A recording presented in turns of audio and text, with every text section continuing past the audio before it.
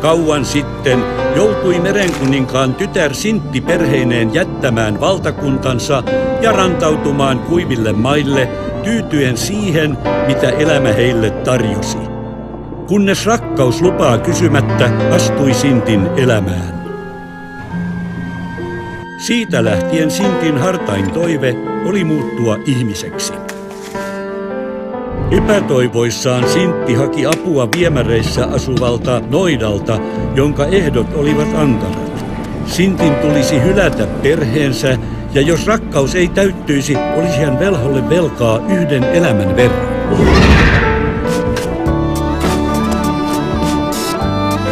Mies, jonka tähden Sintti uhrasi kaikkensa, piti prinsessaa vain leikkikalunaan.